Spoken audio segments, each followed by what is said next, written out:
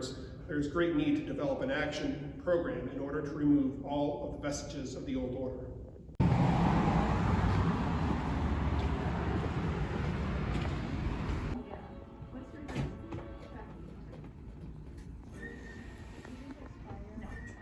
Hey everyone, it's Karen. I'm filming in my bathroom, trying to be a cool kid.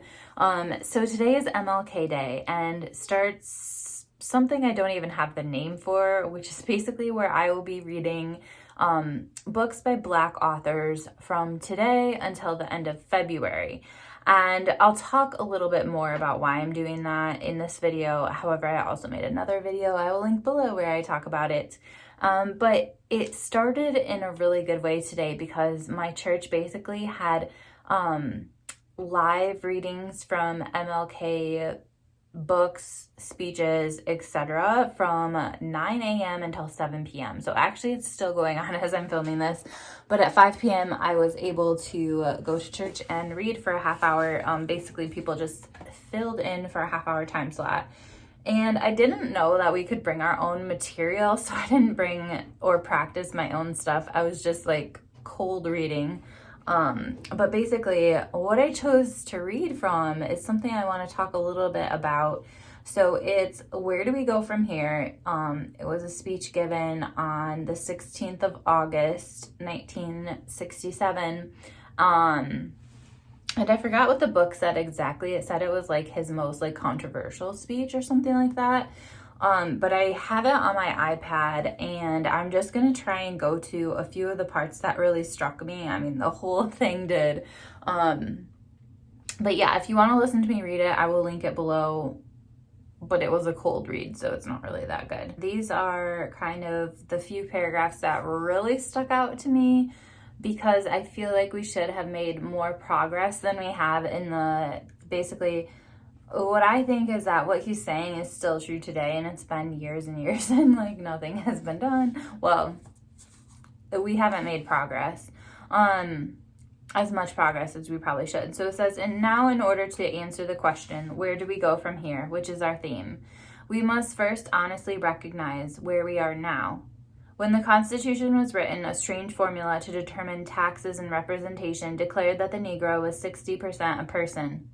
Today, another curious formula seems to declare he is 50% of a person. Of good things in life, the Negro has approximately one half those of whites. Of the bad things in life, he has twice those of whites. When we turn to the negative experiences of life, a Negro has a double share. There are twice as many unemployed.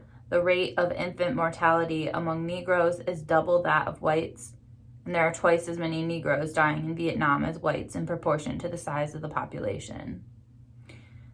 In other spheres, the figures are equally alarming. In elementary schools, Negroes lag 1 to 3 years behind whites, and their segregated schools receive substantially less money per student than the white schools.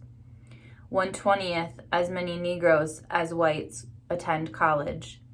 Of employed Negroes, 75% hold menial jobs. This is where we are.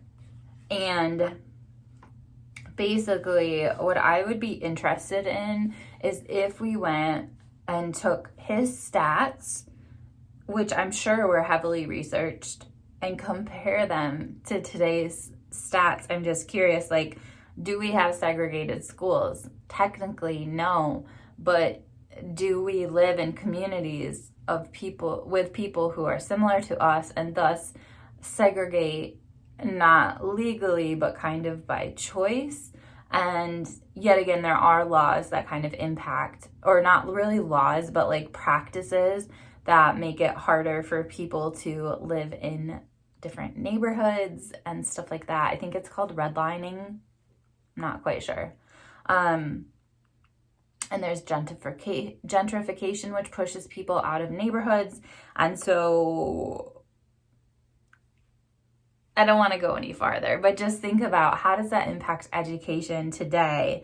And then as far as like, there was a part in here, I can't find it right now, where, the rate of infant mortality among Negroes is double that of whites. I think it might be higher than that now. I guess what I'm just saying is I'm curious if we took these stats and compared them to now, would they be the same, better, worse? He says, let us be dissatisfied until integration is not seen as a problem, but as an opportunity to participate in the beauty of diversity. And for me, that kind of summarizes why I want to read Soul Lit, to steal a phrase from Dee Dee. Why I want to read books by Black authors for the next little bit is because I want to celebrate this beauty of diversity. And what I'm hoping is that this is not just a short-term thing, but it kind of like resets me so that the rest of my reading is more diverse without trying, although I will still continue to try, but I just want to have that diversity in my reading, and I'm hoping that this flows over into everything else that I do for the rest of the year, and if it doesn't, I'm gonna have to make it, but I'm just curious how this will impact me. So, moving on, after I was done with that, which I was so nervous about doing, I went to a bookstore. Now, I was cleaning out my purse the other day and I found a coupon. Like, basically, when I spent a certain amount at this bookstore, they would give you like a certain dollar amount off your next book. And I just wanted to use it. I just wanted to like clear it out and use it and be done with it.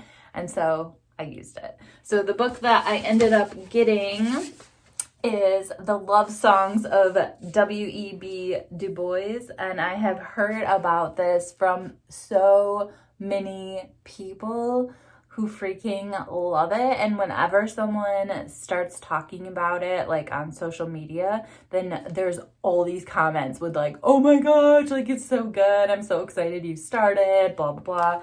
So it is a big chunker, but I am really looking forward to reading it. And then the last thing I'm going to do in today's video, and I think that for this time that I'm spending doing this project, it's not going to be another Vlogmas, but I do think that I'll chat more often in short videos. So like when I finish a book, I might come on and make a video where I discuss it, and that's it. But anyway, so maybe a few more vlogs, mostly like a lot of reviews, but I got my new page one book subscription box. Now this is actually my last one because like I said, I'm stopping it for this year. Yeah. So just, I need to read what I own, and also this is not a local bookstore to me. So I would really actually be interested in doing something similar with the bookstore that I actually know and love, that is nearish to me. That's not even a word. So I did send them a little message before this one. I didn't realize this was my last one until after I sent the message, but I just asked them if they could send me any kind of window book. So it could be like written by a gay or LGBTQ author. It could be written by a person of color. It could be written by like somebody where it has to be translated, like any sort of window book. So we'll see what they sent me. How to find happiness, or at least try, in 6 easy steps. This must be the little gift that they sent this time. It's kind of cute. Then they have their little promise saying like, if you don't like the book, we will take it back from you. And this is what they got. It feels like hardcover. I think this might be my only, I think I had one other hardcover. By the way, I'm using like this to open it. This is probably not the safest choice, to use like a giant chef's knife, especially when it's not opening. Oh my gosh. Maybe, okay. I'm gonna get scissors. Ugh. Okay, I'm back. So let's see what this book is. Oh, okay. I can't read it this month, but it is Lisa C's China Dolls, and it's a signed copy. And I've only read one book by Lisa C, but I loved it. So I'm not going to read what this one is about. I'm just going to go into it blind, but that is a pretty exciting way to end this, what is it, page 1 book subscription box. Super cool. All right, well, I will check in with you tomorrow or in a couple days, but I hope you guys enjoyed MLK Day and took some time to reflect and rest and take care of yourself. And yeah, that's it. Bye.